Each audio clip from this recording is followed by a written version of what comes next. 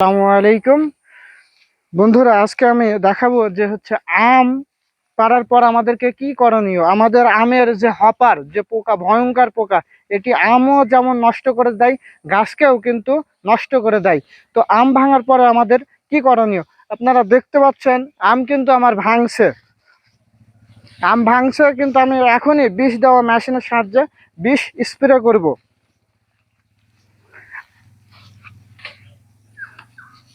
আচ্ছা, আম ভাঙার পরে আমের যে গাছ থেকে কিন্তু নতুন পাতা বার হবে, সেই সময় পাতা খেয়ে ফেলে বা কোঁকড়া লেগে যায়, আর হপারের আক্রমণের সময় বেড়ে যায়।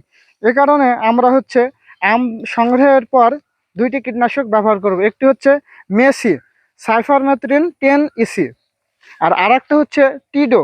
এটা ইমিডাক্লোরোপ্রাইড গ্রুপের 20 SL। এই দুটি কীটনাশক আমরা একত্রিতভাবে মিশিয়ে খুব সুন্দরভাবে গাছের বডি থেকে পাতা পর্যন্ত আমরা ভিজিয়ে স্প্রে করব। কারণ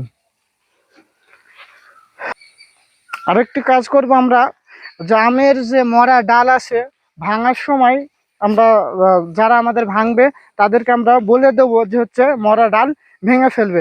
আর এটি মূলত ডিজিটাল, আমরা ডিজিটাল দেশে থাকি, কিন্তু আমরা ডিজিটাল যে প্রযুক্তি আছে সেগুলো কিন্তু ব্যবহার করি না।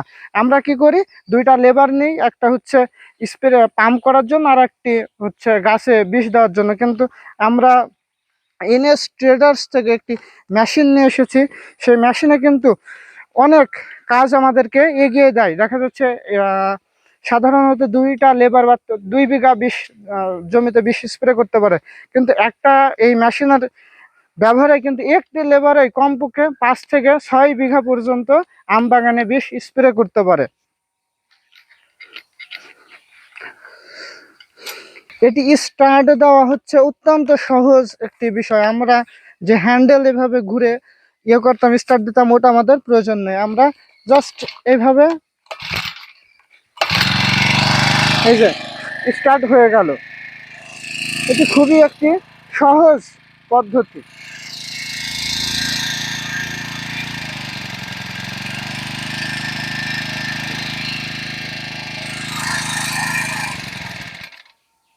এরকম হলো, উপরে তোলা থাকবে, তাই না? যেটাকে নিচে নামে দিতে হবে স্টার্ট করে।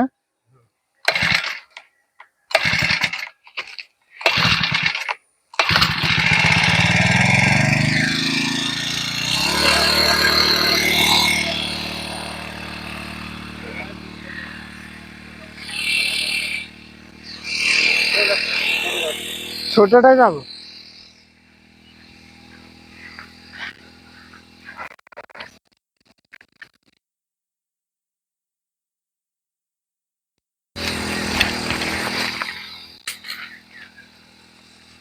কি বাড়িতে নাড়ো।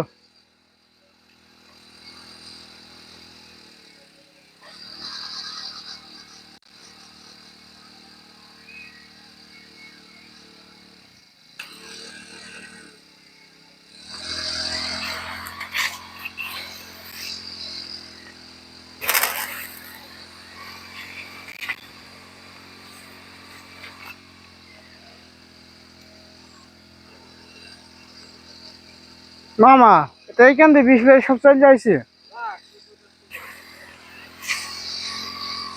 এই যে দেখুন কত সুন্দর ভাবে কিন্তু স্প্রে হচ্ছে, আর ফোর্স দেখেন কত।